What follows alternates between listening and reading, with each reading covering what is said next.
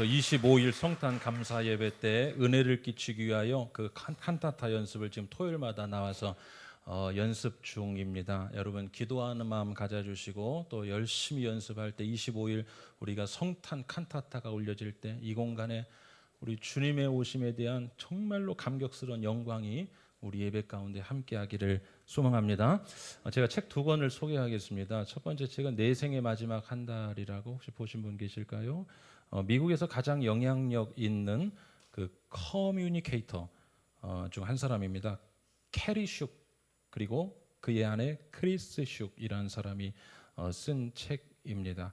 남은 생을 후회 없이 보내기 위해 어떻게 살아가야 될지, 내 인생이 실제로 한 달이 남았다면 내가 오늘 챙겨야 할 것이 무엇인가 체계적으로 설명하고 있는, 모든 인간이 보편적으로 중요하게 여기고 한 달밖에 남지 않은 인생이라면 무엇을 해야 될지 생각해 보게 하는 책입니다. 또 하나 20세기 최고의 정신의학자라고도 알려지고 호스피스 아시죠? 호스피스 운동의 선구자로 알려진 엘리자베스 퀴블러 로스가 쓴 인생 수업. 저도 이 책을 한참 전에 읽었는데 지금 서가에 가도 이게 또 계속 재판되고 개정판이 나오더라고요. 아마 보신 분도 있으실 겁니다. 죽음 직전에 이른 그 호스피스 병동에 가서 잘 사는 사람도 있고 뭐 어렵게 사는 사람도 있고 엄청난 사람도 있고 뭐 인생의 그야말로 이제 이 사회적 포지션이 참 밑바닥에 있던 사람도 있고 건강하게 살았던 사람도 있고 뭐 힘들게 살았던 사람도 있고 그 사람들을 다 인터뷰하며 죽음 직전에 있는 사람들에게 동의를 얻어 인터뷰한 내용을 저 책에 그대로 인생의 지혜로 인생 수업이다 이렇게 실어놓은 책입니다. 저 사람들이 여러분 인터뷰하면 뭐 되겠습니까? 저 사람들이 여러분 체면을 차리겠습니까? 뭐 거드름을 피고 한 자리 깔고 이야기하겠습니까? 실제로 인생에 내가 살아보니까 죽음 앞에 이르렀는데 이러한 것이 중요하더라. 여러분들 인생 살면서 격까지 칠 거 잘 치시고 진짜 마지막에 후회합니다. 진짜 중요한 것 잘 깨달아 사십시오. 이런 걸 가르쳐주는 책. 이 두 책 출간될 당시부터 많은 호응과 각광을 받았죠. 왜 현대인들에게 이 책이 유명했을까? 지금까지도 왜 읽히고 있을까? 저는 이렇게 생각합니다. 사람은요, 오늘 지금을 살고 있기 때문에 오늘 지금 그 다음을 잘 열어볼 수가 없습니다. 다시 말하면 오늘 지금이라는 이 한계에 갇혀 살아갈 수밖에 없는 인간. 그래서 여러분 가만히 살아가는 거 보시면 엄청나게 대단하고 지혜로운 것 같은데 그 한 사건 앞에서 다 막힙니다. 그렇죠? 그러면 한계 안에서 오늘을 잘 살면 되지. 오늘 주어진 것에 대해 열심히 살면 되지. 그게 뭐가 문제인가? 그게 뭐가 문제인가? 그렇습니다. 문제는 아닌데 가끔씩 문제가 될 때가 있어요. 우리가 그러죠. 전도하려고 끝이 있습니다. 천국이 있습니다. 오늘 신앙생활 가져야 됩니다. 그러면 저리 가래요. 지금 내가 오늘 뜻을 품고 보람있게 하고 인생 가운데 내가 이룰 일이 있어서 지금 오늘 열심히 하는데 쓰잘데기 없는 소리 하지 말라고. 그분이 맞습니다. 현실적으로 맞지만 여러분 이거 아십니까? 가끔씩 우리 인생 가운데는 예견치 못한 일이 찾아옵니다. 여러분은 살면서 예견치 못한 일을 당해보신 적 있으십니까? 있으셨을 겁니다. 이 예견치 못한 일이라는 표현 자체가 어감이 별로 좋지 않아요. 왜냐? 저의 경우엔 그랬습니다. 제게 인생에 예견치 못한 일이 찾아왔을 때 그 일은 대체로 불편한 일이었습니다. 그리고 어떤 삶의 데미지를 입히는 일이었고 경우에 따라서는 이 쇼크, 충격일 정도의 일이었기 때문입니다. 성경은 이 같은 일에 대해 말씀하고 있는데 그렇습니다. 바로 끝에 대해 얘기해요. 끝이 있다. 끝이 있다. 그런데 그 끝이 갑작스러운 끝이 있다. 온 우주 세계적 종말일 수도 있지만 우리 인생 가운데 개인적인 주관적인 어떤 그 포인트, 끝이 되는 포인트들이 있다. 이거 예견치 못하게 당하는 끝이 있다. 그래서 우리에게 성경은 이렇게 말씀하죠. 우리 모두가 그 전제 가운데서 살아가라. 어떤 전제? 끝이 있다는 전제. 우리가 온 순서는 있어도 뭐 가는 순서는 없다 이런 말 자주 쓰기도 하고 회자되지 않습니까? 그래요. 끝이 있어요. 모두가 그 전제 가운데서 살아갑니다. 여러분 오늘 제가 설교하기 시작하면서 100% 적중할 예언 하나 할까요? 앞으로 저 영화부실만 빼고 한 50년? 한 50년 잡을까요? 50년 후에 여기에서 같이 예배드리며 생존해 계실 분 단 한 사람도 없습니다. 믿으시면 아멘. 아니 뭐 120살까지 늘어날 수도 있어요. 100년 안에 이곳에 여러분 100년 역사에서 100년 하면 제가 우리 교회에 처음 발들인 게 조금 지나면 20년 됩니다. 20년이 어떻게 지나왔는지 처음 교육전도사로 처음 발들일 때 순간이죠. 순간 한 30년 죄송합니다. 30년만 지나도 이곳에 안 계시고 천국에 가 계실 분들도 많이 있죠.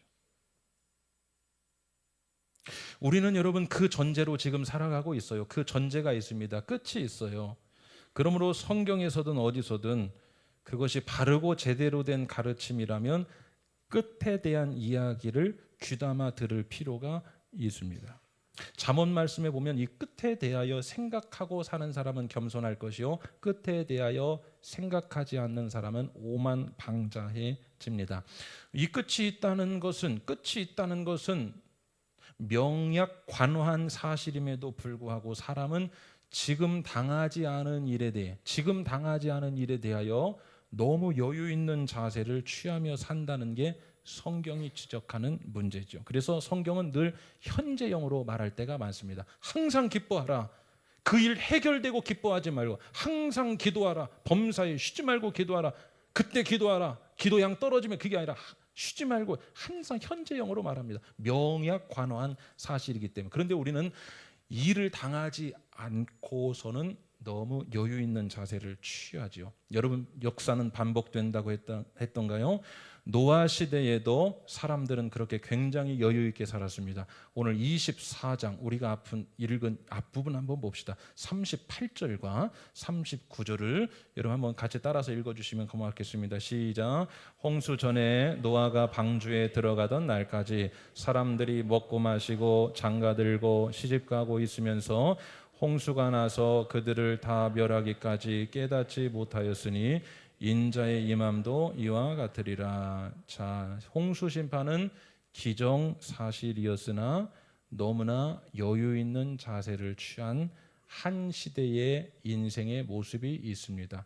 우리라고 다를까? 그렇지 않죠? 여러분 그때나 지금이나 성경에서 말하는 전제는 똑같습니다. 똑같아요.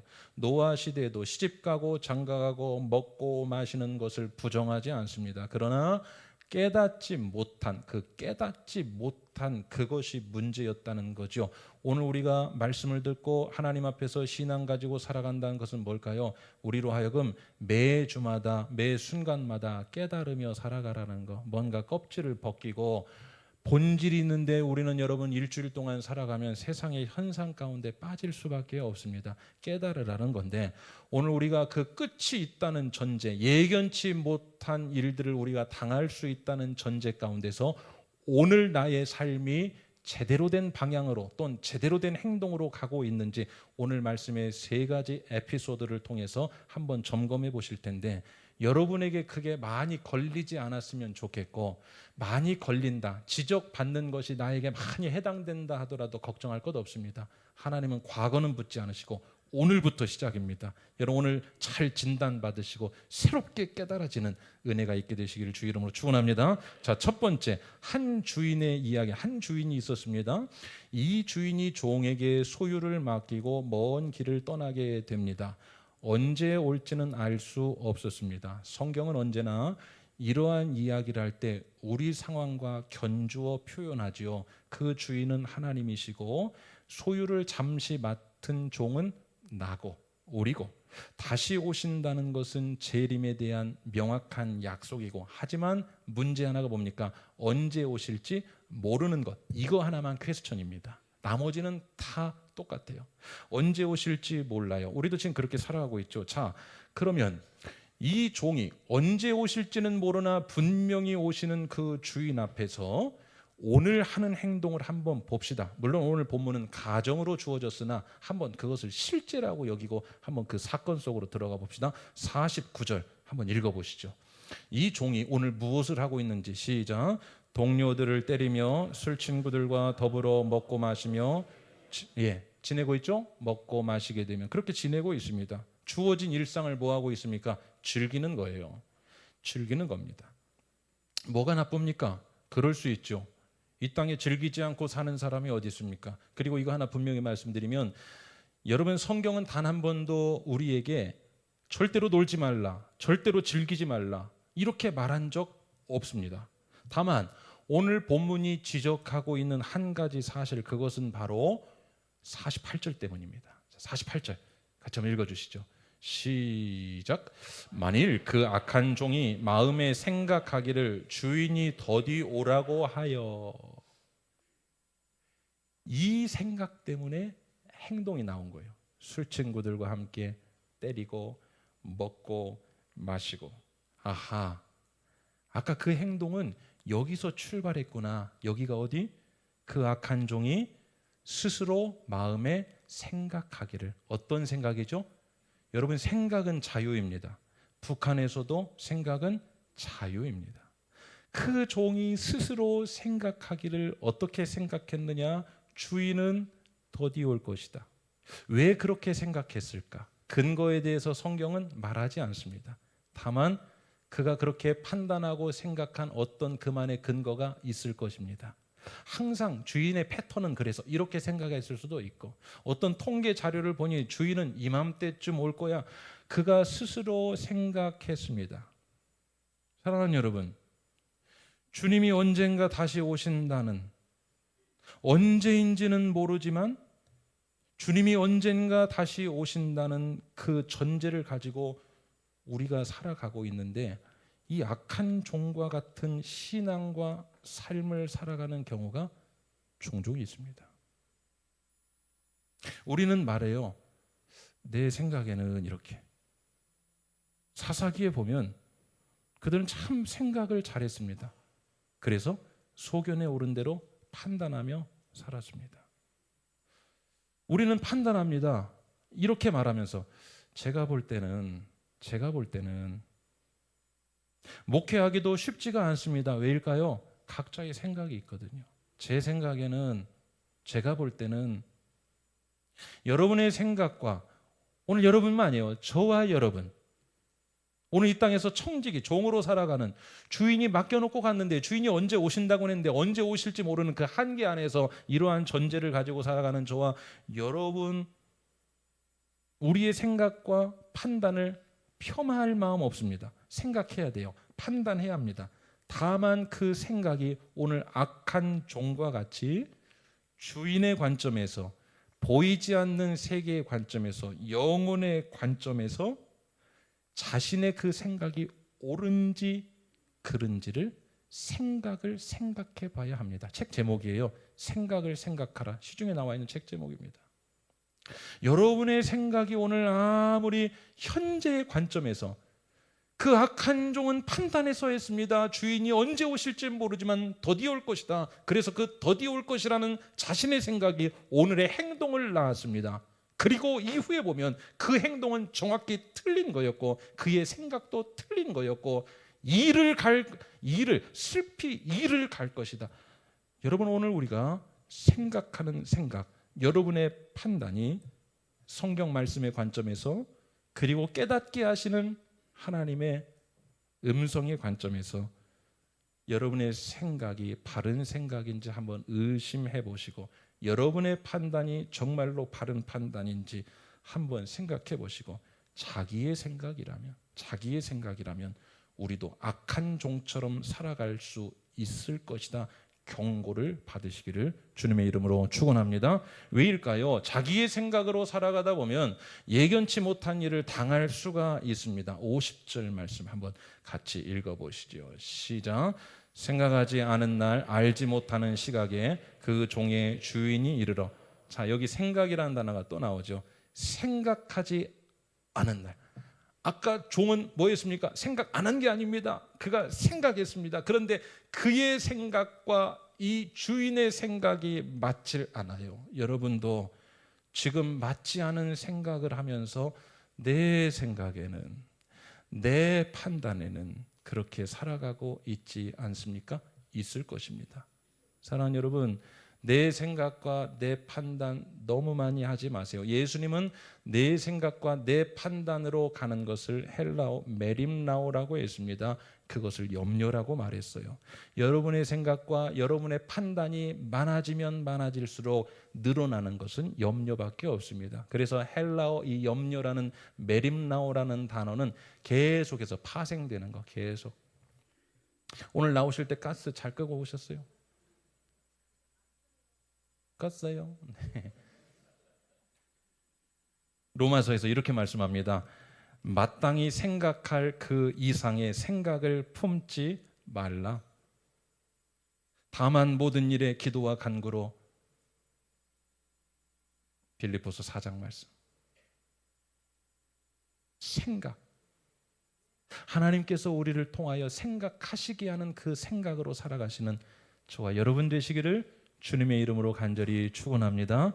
그게 노아 시대의 오류를 범한 것 같은 우리도 깨닫지 못한 사람으로 남지 않을까 걱정해서 드리는 말씀. 두 번째, 열 처녀의 비유입니다. 여기는 혼인잔치 자리였습니다.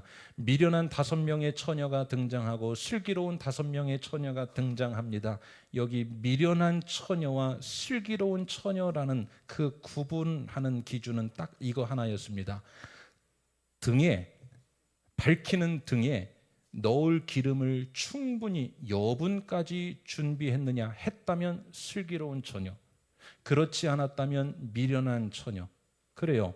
5명의 처녀는 기름의 여분까지를 따로 그릇에 충분히 준비했다. 제가 설명해 볼게요. 이게 등입니다. 그리고 등에 들어가는 기름이 채워져 있을 것입니다. 자, 여기까지만 준비한 자는 미련한 처녀. 그런데 여러분, 이게 당시에는 미련하지 않아요. 지금 불이 붙여지고 있지 않습니까? 기름도 만땅 끝까지 다 채워놨습니다. 그런데 이것을 미련한 처녀라고 했고, 슬기로운 처녀는 뭐냐? 등에 기름도 있지만 그것 외에 그릇을 따로 준비해서 거기에 여분의 기름을 담아 놓은 자를 슬기로운 처녀라고 그렇게 말했습니다.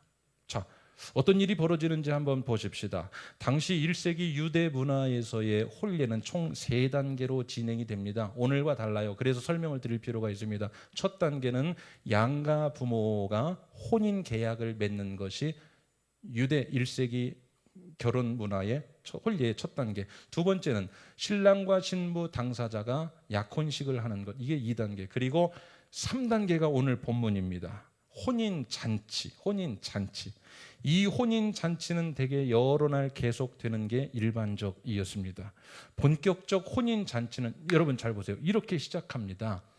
신랑이 그 마을에 도착하는 것에서부터 시작이 됩니다. 그 마을에 신랑이 도착하면 이때 신부의 들러리가 나가서 마을 입구까지 나가 신랑을 맞이해서 마을을 지나 통과해서 그 잔치 자리까지 안내하는 것. 그러면 본격적인 이제 혼인 잔치가 시작이 되는 거죠.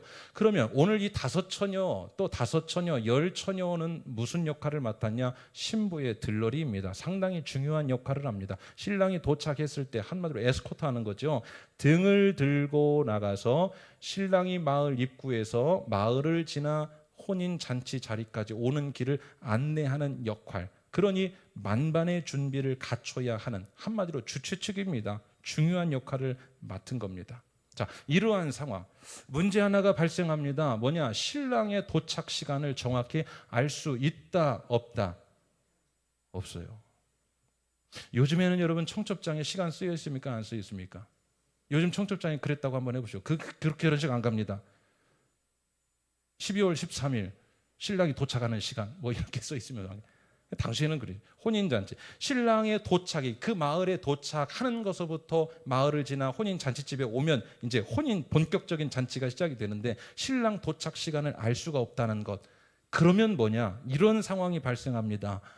예를 들면 통상적인 예상한 시간에 신랑이 도착할 수도 있고, 예상한 시간보다 일찍 도착할 수도 있고, 예상한 시간보다 늦게 도착할 수도 있고, 3가지 가능성이 있죠. 맞습니까? 예, 맞습니까? 맞죠. 예, 3가지 가능성이 있죠. 자, 그런데 오늘 신랑은 뭐냐? 늦게 도착해도 너무 늦게 도착한 것입니다. 뭘 보면 알 수 있냐? 우리 5절 말씀을 한번 읽어봅시다. 시작. 신랑이 더디 오므로 다 졸며 잘세. 이 혼인 잔치집에서 사람들이 다 뭐하고 있어요? 졸고 자고 있어요. 잔치 자리에서 흥이 돋워진 상태라 웬만하면 사람들은 잘 수 없습니다. 어제 우리 장로님 가정 혼인 예식 있었죠. 제가 이제 주례사를 잠깐 맡았는데 앞에서 보니까 졸며 주무시는 분 한 사람도 없어요. 그게 예의이기도 하고, 제가 오늘 어제 혼인 잔치죠. 그 어제 맛있는 그 식사가 또 제공됐지 않습니까? 거기서 졸며 주무시는 분 한 분도 없어요. 눈에 불을 켜고 어떤 메뉴가 맛있는지 막 수색하고 다니시는 분만 봤지. 여러분, 혼인 잔치에서 졸며 자고 있다? 그 말이 뭐예요? 늦어도 너무 늦게 와서 지쳐요, 무료해요, 힘이 빠져요. 자, 그런데 드디어 그렇다고 해서 안 오는 게 아니에요. 신랑은 온다고 했고 잔치를 벌여놨기 때문에 기정사실입니다. 신랑은 옵니다. 와요. 분명히 옵니다. 오늘 우리가 이렇게 살아가는 것 같고 우리끼리 살다가 끝나는 것 같고 이렇게 하다가 맞춰지는 것 같지만 아니에요. 신랑 대신 예수님이 분명히 오신다고 했어요. 오신다고 했습니다. 자, 신랑이 드디어 그렇게 길고 긴 기다림 끝에 신랑이 멀리서 오고 있다는 소식이 들립니다. 이제 누구의 역할이 필요한 때입니까? 처녀들. 7절 한번 읽어봅시다. 시작. 이에 그 처녀들이 다 일어나 등을 준비할세. 어떤 분일까? 자, 이제 일어나세요. 우리 차례가 왔습니다. 우리의 역할이 왔습니다. 자, 일어나세요. 지금까지는 예비 게임, 이제 본 게임이 시작됩니다. 자, 준비합시다. 자, 다 등을 드세요. 등 다 챙기셨죠? 등을 다 드세요. 우리 마을 입구로 나갑시다. 신랑이 곧 도착하고 있다고 합니다. 맞아 드립시다. 그래야 혼인잔치가 시작되니. 자, 다 준비됐습니까? 그런데 5 처녀의 등이 어떻게 되고 있죠? 꺼져가고 있는지라. 등에 기름 담긴 것 외에는 여분의 기름도 없습니다. 5 처녀에게는. 그때서야 문제의 심각성을 알게 된 것입니다. 사실 집에서 이거 준비하며 나올 때는 어떤 생각이었을까요? 남의 혼인잔치 망쳐버리려고 한 사람은 한 명도 없었을 것입니다. 어떤 생각이었을까요? 야, 이 정도면 여기에 채운 이 정도면 아마 그때까지 버틸 수 있을 걸, 아마 충분할 거야 라고 생각하지 않았을까? 한두 번 해본 솜씨는 아니었을 것 같아요. 물론 성경에서 다 말하진 않습니다. 그러나 오늘 우리가 이 해석의 풍부함을 위해서 그때서야 문제의 심각성을 알게 된 거죠. 그리고 이것을 수습하기 위해 예견치 못한 일을 지금 당했습니다. 그래서 이것을 수습하기 위해 옆에 있는 5 처녀에게 말합니다. 우리에게 기름을 좀 나누어줘서 같이 좀 쓰도록 하면 안 될까? 그랬더니 슬기 있는 처녀가 이렇게 말합니다. 우리가 서로 나누어 쓰기에는 둘 다 부족할 것이다. 그러니 차라리 지금이라도 가서 기름을 사오는 것이 낫겠다. 사러 갔습니다. 그런데 여러분, 딱 그 사이에 신랑이 도착하죠. 딱 그 사이. 혼인잔치의 문이 닫히고 이 5 처녀는 혼인잔치에 참여하지도 못하고 그 전에 변죽만 울려. 진짜 혼인잔치는 경험하지 못하고 그 전에 변죽만 울려. 진짜로 은혜잔치는 참여하지도 못하고 그냥 변죽만 울리다가 진짜로 복된 잔치에는 오늘 신앙생활 여러분 이렇게 하는 사람이 왜 없을까? 오늘 본문이 그것을 지적하고 있죠. 진짜로 은혜잔치에는 참여하지 못하고 맛도 보지 못하고 그렇게 살아가는 인생들이 있더라. 수고는 수고대로 다하고 진짜 그 핵심에 본 게임에는 참여하지 못하고 살아가는 신앙.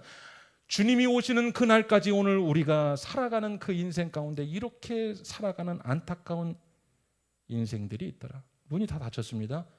그리고 그들은 혼인잔치에 들어가지 못합니다.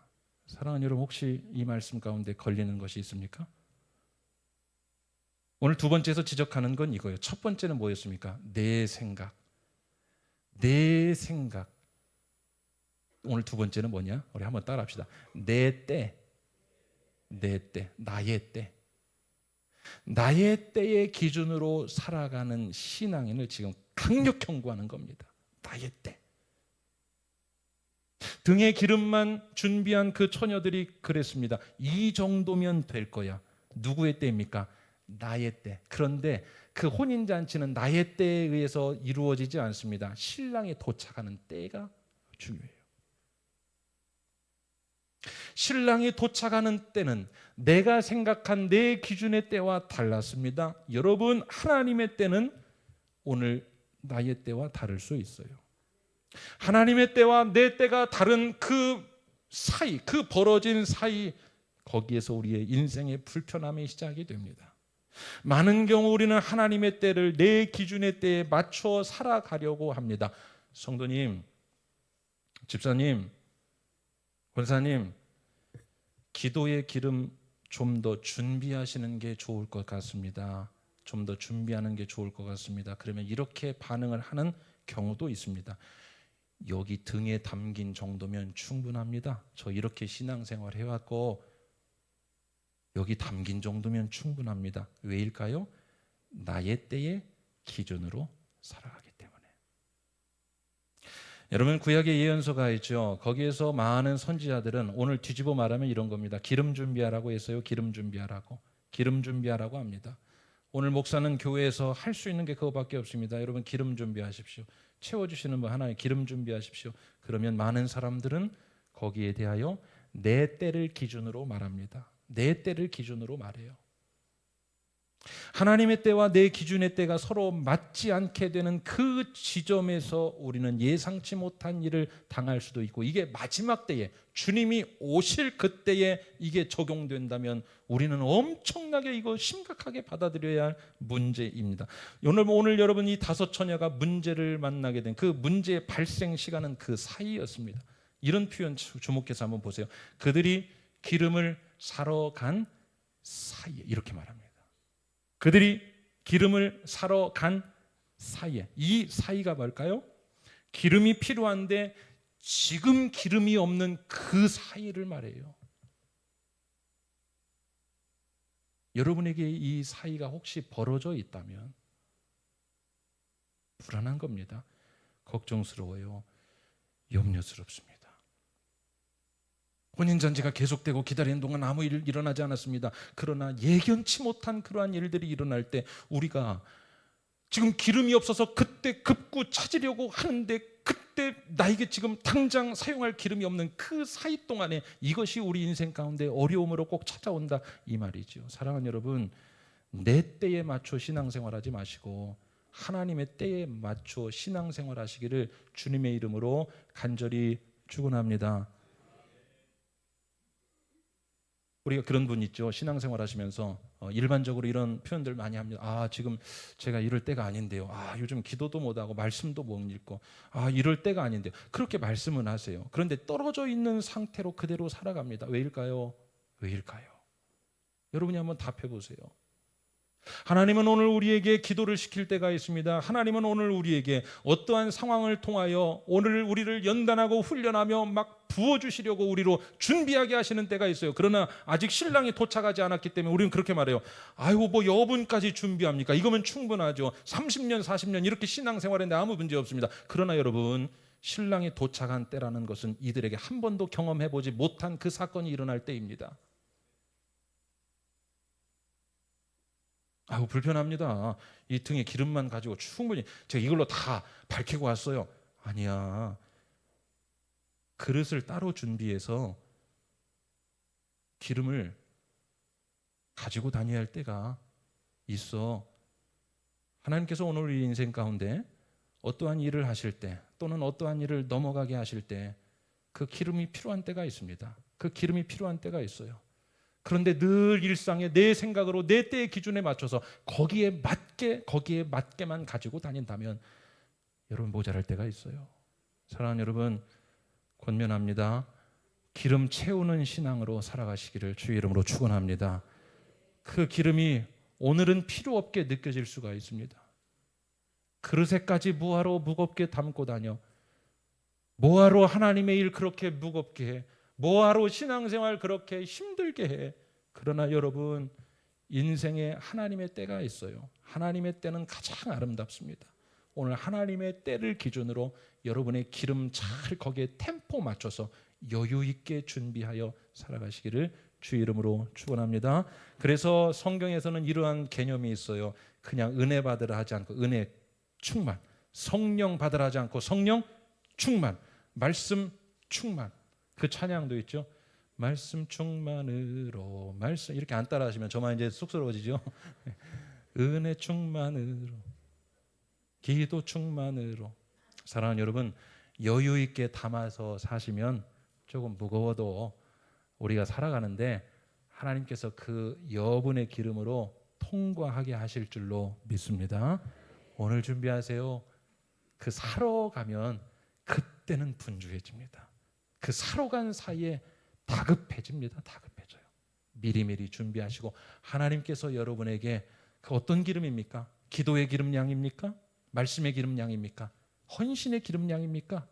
사역의 기름 양입니까? 봉사의 기름 양입니까? 어떤 기름 양이에요? 오늘 채우라고 직간접적인 하나님께서 여러분의 마음에 감동 주시면 그 내 때가 아닌데요. 지금은 그럴 때가 아니. 그러지 마시고 하나님의 음성으로 마음에 깊이 감동이 오신다면 오늘 준비하시기를 주의 이름으로 축원합니다. 필요해서 그럴 겁니다. 다급한 일 당하지 말라고. 그 사이에 틈 벌어지지 말라고. 마지막 세 번째.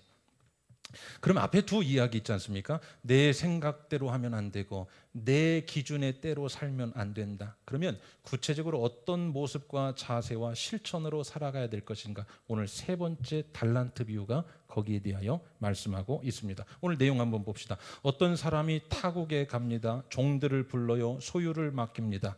재능에 따라 달란트를 각각 나눠줍니다. 5과 2과 1였습니다. 16절 말씀 같이 한번 읽어보시죠.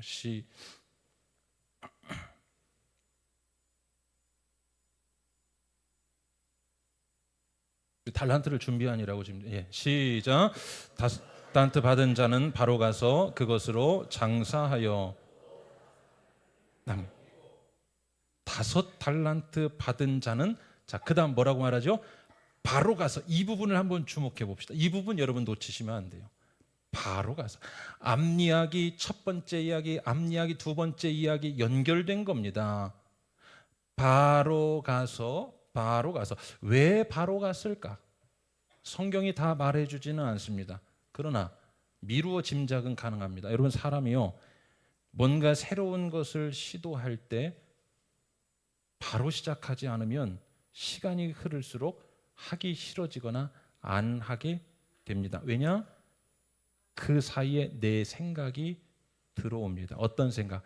안 해도 될 합리화가 생깁니다. 두 번째, 내 때의 기준이 들어옵니다. 이런 거 내일 해도 돼. 사탄이 가장 즐겨 사용하는 것이 내일이라는 단어죠. 자, 5달란트 받은 자가 어떻게? 바로 갔습니다. 가서 할 수 있는 어떤 것을 그는 했습니다. 그 어떤 것이란 뭐냐? 잘 몰라요. 그러나 지금 주어진 것을 가지고 지금 할 수 있는 어떤 것을 그는 바로 했을 것입니다. 2달란트 받은 자도 똑같이 했습니다. 그리고 각각 이윤을 남겼습니다. 주인이 돌아왔습니다. 결산을 합니다. 그런데 문제가 생겼습니다. 5달란트, 2달란트 받은 자는 다 칭찬을 받고 좋게 해피엔딩으로 끝났어요. 자, 여러분 대답해 보십시오. 불편한 그림 누구 때문에? 1달란트 받은 자 때문에. 아니 글쎄, 이 1달란트 받은 자가 그것을 그대로 가지고 나오는 거예요. 그런데 그가 말하는 뉘앙스를 표정으로 바꿔볼 때 그는 1달란트를 그대로 가지고 나오면서 얼굴이 꽤나 당당했습니다. 왜였을까? 이런 마음이었을 거예요. 제가 뭐 손해난 게 한 거 있습니까? 제가 뭐 손해난 게 한 거 있어요? 제가 뭐 마이너스 나게 한 게 있습니까? 그의 말의 뉘앙스가 그래요. 24절에 이런 표현이 있어요. 보소서, 여기 당신의 것을 가지셨나이다. 당신이 1달란트 주셨죠. 1달란트 여기 있습니다. 여러분, 이렇게 신앙생활하는 신자가 있습니다. 주신 것 받아서 보존하고 사는 것을 기본값으로 설정하는 사람들 생각이 많이 우리 깨어져야 합니다. 그거 아니에요. 여러분 건강 받아서 보존하고 살지요? 그저 감사함 정도 마음 같지요? 아닙니다. 물질 받아서 보존하고 살지요? 아유, 하나님 주셨으니 감사합니다. 호흡 받아서 우리 보존하고 살지요? 아니요. 그걸로 주인을 위하여 장사하며 살으랍니다. 장사하며 살으랍니다. 여러분 어떻게 장사할 거예요? 장사하며 살으랍니다. 성도님, 주를 위해 뭔가를 합시다. 아니요. 저는 여기까지만 보존하며 살게. 죄송합니다. 그 보존하고 있는 한 달란트도 빼앗길 수 있습니다. 오늘 달란트 받은 것 가지고 지금 할 수 있는 것, 오늘 할 수 있는 것, 내년에 2년, 3년 후에 생각하지 마시고 오늘 내일도 생각하지 마세요. 여기 바로 갔다고. 그 바로가 그 다음을 또 연결합니다. 오늘 여러분 받은 것 가지고 보존하는데 이 한 달란트 받은 자처럼 살지 마시고 그것 가지고 오늘 지금 할 수 있는 마음이든지 실천이든지 손과 발이든지 언행심사 오늘 바로 하며 살아가시는 복된 성도님들 되시기를 주의 이름으로 축원합니다.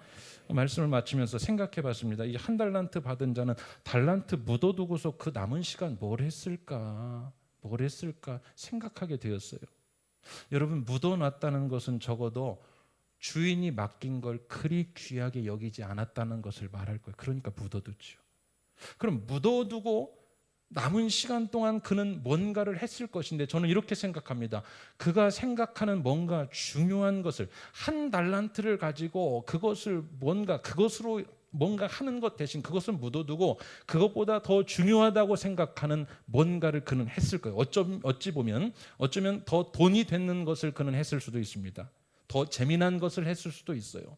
그가 해오던 것을 달란트는 미뤄두고 나는 이렇게 해왔으니까 내가 이렇게 살아왔으니까 그것을 계속했을 수도 있고 더 분주하고 시급하다고 여겨지는 뭔가를 그는 했을 수도 있습니다. 그가 남겼을 수도 있어요. 더 좋아질 수도 있었습니다. 그러나 오늘 주인은 이렇게 말해요.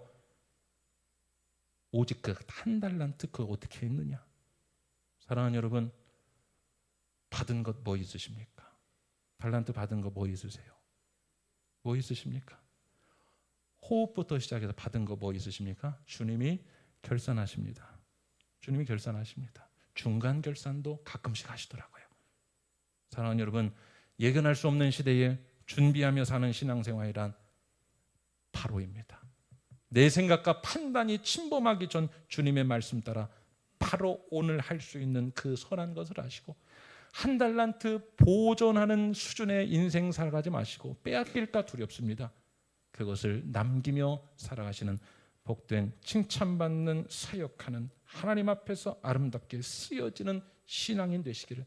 그거 여러분 가지고 하면요 남겨온 달란트 그만큼 더 주신다는 것 여러분 믿으시고 먼저 그의 나라와 의를 구하라 그리하면 이 모든 것을 더하시리라. 이러한 믿음이 우리의 확신되어서 그렇게 아름답게 살아가시는 주님 때문에 여러분 인생이 잘되고 믿음 때문에 여러분 인생이 더 기름져지는 그러한 인생 살아가시기를 주의 이름으로 간절히 축원합니다.